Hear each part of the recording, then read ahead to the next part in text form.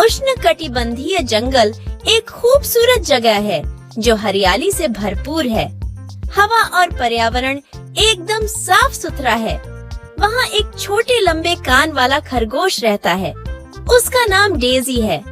उसके पास अपना एक सब्जी का टुकड़ा है जिसकी वह बड़े प्यार से देखभाल करती है।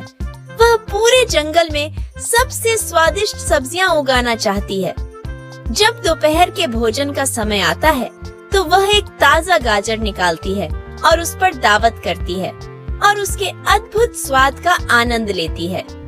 लेकिन एक रात सब कुछ बदल गया जब डेजी बिस्तर पर गहरी नींद में थी। अगली सुबह जब खुद को मीठी गाजर खिलाने का समय आया तो डेजी ने कुछ अपमानजनक देखा। बहुत बुरे व्यवहार वाले किसी व्यक्ति ने उसके सब्जी के ढेर में कैंडी का रैपर फेंक दिया था। डेजी तब और भी चकित हो गई जब उसने देखा कि चारों ओर 100 से अधिक रैपर पड़े हुए थे। एक पल सोचने के बाद उसने कूड़े के रास्ते का अनुसरण करने का फैसला किया। निश्चित रूप से यह उसे सीधे बदमाश तक ले जाएगा।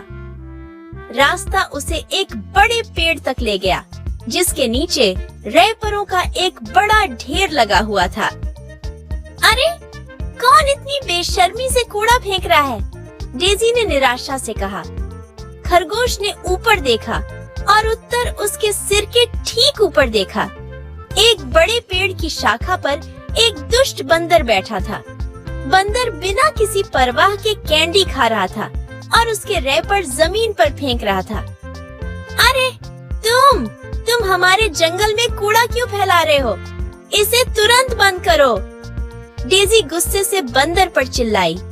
पता चलने पर बंदर ने लड़ाई शुरू कर दी। उसने पूंछ घुमाई और कैंडी के बारे में सब कुछ भूलकर जितनी तेजी से भाग सकता था भागा। बंदर पेड़ों के बीच इतनी कुशलता से कूदा कि खरगोश उसकी पकड़ में नहीं आ सका। हालांकि काफी भयभीत होने के कारण बंदर ने थोड़ी देर बाद नियंत्रण खो दिया और सिर के बल जमीन पर गिर पड़ा जब तक वह लताओं और शाखाओं के जाल में नहीं फंस गया। उसने खुद को छुड़ाने की कोशिश की लेकिन उसकी मदद करने के लिए आसपास कोई नहीं था। बंदर ने सारी आशा खो दी जब अचानक डेजी पेड़ों के पीछे से प्रकट हुई। वह पास आई और पूछा, अरे बंदर, तुम्हारा इतना बुरा व्यवहार क्यों है? तुम्हें ऐसा क्यों लगता है कि तुम इस तरह चारों ओर कूड़ा फेंक सकते हो? बंदर के पास कहने के लिए कुछ नहीं था, इसलिए उसने शर्मिंदा होकर बस दूसरी ओर देखा।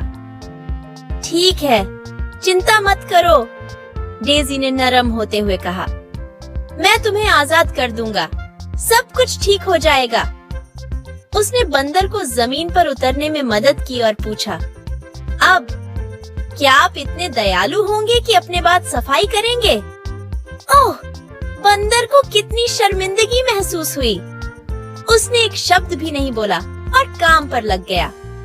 उसने सब कुछ साफ कर दिया, आखिरी टुकड़े तक, जब तक कि जंगल पहले जैसा न दिखने लगे और डेजी फिर से एक साफ सुथरे सब्जी के टुकड़े में अपनी गाजर का आनंद ले सकती थी, अब एक अच्छे व्यवहार वाले बंदर के साथ।